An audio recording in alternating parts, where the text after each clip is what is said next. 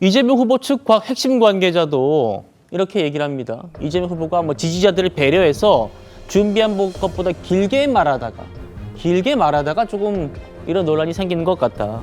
정무적으로 메시지를 좀 줄이는 게 좋겠다는 의견을 전달하고 있다. 조현삼 위원장님, 당에서도 좀 이재명 후보의 이런 논란을 선제적으로 피하자라는 그런 공감도 있나 봅니다.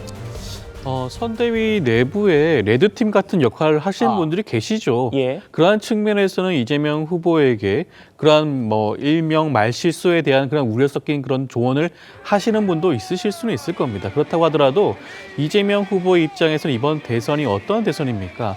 내란으로 인해서 발생한 조기 대선 전국 아니겠습니까?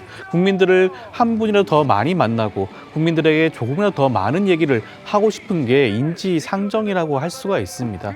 그렇다고 한다면 구태여 이런 일명 말실수가 우려되어서 말을 줄인다는 것은 그건 현실적이지도 않고요. 그것이 오히려 이재명 후보에게 도움이 된다는 생각도 들지는 않습니다. 조금 더 많이 이재명 후보가 가지고 있는 대한민국에 대한 정책과 비전을 설명하는 것이 국민들이 이재명 후보를 선택하는데 더 큰 역할을 할 수 있다는 생각이 들고요. 그런 측면에서 오히려 이렇게 인위적으로 그런 말씀을 하시는 것에 대해서 그 길이라든가 그런 횟수를 인위적으로 조정하는 것은 그 자체가 오히려 역효과를 낼 가능성도 높지 않을까라는 생각이 듭니다. 알겠습니다. 마지막으로 다뤄볼 이재명 후보의 발언은 오늘 재외국민 투표가 시작됐다고 제가 모두에 설명드렸는데 이 후보가 세계 각국에 있는 유권자들과 랜선 토크를 하다 나온 얘기입니다. 투표 수당에 대한 얘기입니다. 돈이 들잖아요. 시간도 들고 가서 밥도 사 먹어야 되고 차비도 들고 특히 재외국민 같은 경우 멀리 다녀야 되고 이거를 왜 국민이 부담하냐 그거를. 그래서 이 호주나 이런 데에서는 투표하는 사람한테 인센티브를 줘요. 수당을 주는 거죠. 투표 수당을. 제가 성남시에 있을 때 이 투표 수당을 도입하려고 했더니 선관위에서 안 된다고 해서 못했어요. 가면 차비 정도는 주자. 예를 들면 1인당 5,000원, 10,000원이라도 주자. 이런 걸 할 때마다 이 국민의힘 쪽에 이런 걸 반대한단 말이에요. 사전 투표도 하지 말자. 투표 시간도 줄이자. 그러니까요. 지금 그런다고요. 투표를 못하게 하는 게 저 기득권 세력의 목표예요. 호 대변인, 이재명 후보가 각종 수당에 대한 정책들을 많이 내긴 합니다만 지금 투표 수당에 대해서 또 얘기를 했어요. 본인 얘기했습니다만 성남시장 시절에 선관위에서 이거 안 된다라고 했다면서도 투표 수당 얘기 어떻게 들으셨습니까? 저는 민주주의 국가의 국민으로서 국민에게는 의무도 주어지는 것이고요. 그다음에 책임과 권리도 또 주어지는 것입니다. 그것을 해나가는 것이 민주주의 국가의 국민의 자부심이죠. 근데 투표하러 가니까 10,000원 주더라. 그래서 투표를 하면 그게 민주주의 국가의 우리 21세기 선진국 대한민국 국민의 자부심이 됩니까? 지금 시간이 없어서 아니면 돈을 안 받아서 투표 안 하는 분이 있습니까? 제가 전에도 한번 말씀드렸었는데 제가 미국에서 2004년에 이제 대선을 경험을 해봤는데 대선 날짜가 됐는데 다 출근을 하더라고요. 국민들이. 그날이 공휴일이 아니에요.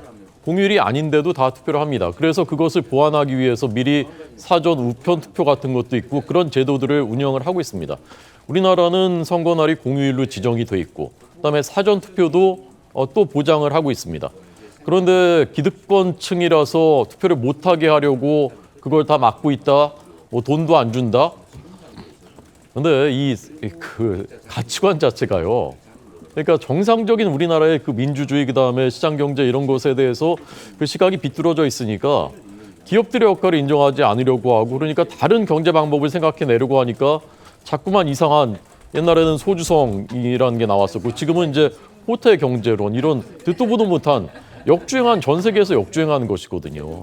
이런 방향 속의 연장선에 또 있는 것이기 때문에 저희가 어떻게 이런 얘기를 하실 수 있을까 생각하는 겁니다. 예, 강석배 부대변인. 네. 저게 다 세금이거든요. 네. 투표 수당 물론 투표가 대통령 선거야 5년마다 있습니다만 지방 선거도 있고 총선도 있고 선거가 많은데 네.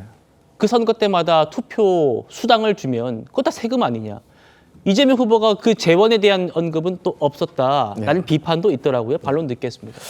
그러니까 일단 투표 수당이란 말을 좀 바꿨으면 좋겠어요. 투표 수당이라고 하면 투표를 하니까 돈을 준다는 것처럼 들리잖아요. 사실 그거는 맞지 않는 거예요. 투표한다고 돈 주는 건 잘못된 것이고, 투표를 하고 싶은데 사실 차비라든지 숙박비라든지 여러 가지 재반의 비용이 들기 때문에, 특히나 해외에서는 거리도 더 멀고 그렇기 때문에 투표를 하지 못하는, 그래서 민주주의의 어떤 기본 정신이 훼손될 수도 있는 이런 것에 대해서 우리가 민주주의를 위한 사회적 비용이라고 생각하면 어떨까라고 좀 생각을 하고요. 이런 말씀은 좀 그렇지만 저는 그렇습니다. 이게 지난 22대 총선 때요, 재외선거 유권자가 약 197만 명입니다. 예. 근데 그 중에서 9.7%만 투표를 했어요. 근데 많은 분들이 이러한 사정들을 호소를 하시는 부분이 있기 때문에 제가 이런 민주주의 비용에 대해서 조금 생각을 해보자. 그러면 재원은 어디서 마련할 것인가? 사실 이런 말씀 드리기 송구스럽지만 과거에 부산 엑스포 유치한다고 해서 몇백억 썼잖아요. 예비비까지 끌어다 썼지 않습니까? 근데 어떻게 됐습니까? 우리가 한 번만 이기면은 결선에서 엎을 수 있다. 그런데 까보니까 119대 19였어요. 그렇기 때문에 이 재원은요, 사실 좀 제대로 적재적소에 예산 좀 잘 짜가지고 예. 조금 줄이면 어떨까라는 생각을 해봅니다만, 사회적인 합의가 반드시 필요한 건 같습니다. 정부 예산을 제대로 활용만 하면 가능하다 이런 말씀이군요. 근데 그게 그렇게 간단한 문제가 아니에요. 투표는 국민의 권리이고 그거는 자기의 의사 표현이기 때문에 투표를 하는 것, 하지 않는 것 모두 다 자신의 결정입니다. 그래서 우리 헌법뿐만 아니라 공직선거법에서는 그거에 개입하지 못하게 돼 있어요. 투표를 했다고 해서 어떤 혜택을 주는 것도 안 될 뿐만 아니라 어떤 사람이 교통과 관련해서 불편하니까 난 그냥 투표 안 할게 그럴 때 누군가 교통 편의를 제공해서 실어 날른다. 이것도 불법이에요. 근데 그거에 대해서 너 택시 타, 내가 택시비 줄게? 똑같은 거예요. 그렇기 때문에 이건 불법 소지가 있어요. 그러면은 예를 들어서 국민의힘 지지층이 많은 연세 있는 분들, 뭐 이런 분들 뭐 그럼 민주당에서 당장에 뭐 난리 나지 않겠습니까? 그리고 이거는 수당을 준다? 그러면 안 할 경우에 불이익을 준다? 이것까지도 같이 논의할 수도 있는 문제이기 때문에 헌법적인 가치, 현행법 위반 이런 것이 복합적으로 있는 문제를 너무 쉽게 얘기하신다라는 점에서 좀 놀랍습니다. 저희 10초만 말씀드릴게요. 저희 예. 국민은요, 그게 투표율 낮은 게 돈 안 줘서 하는 게 아니에요. 제가 미국 플로리다에 그 당시 아까 말씀 있었는데 네. 그때 투표하려면 아틀란타를 가야 돼요. 차로 8시간, 9시간을 가야 돼요. 그러니까 현실적으로 못 가는 겁니다. 근데 투표 수당 10,000원 준다고 그분들이 가서 투표를 한다? 너무나 무지의 소치입니다. 그 정도로는 안 된다.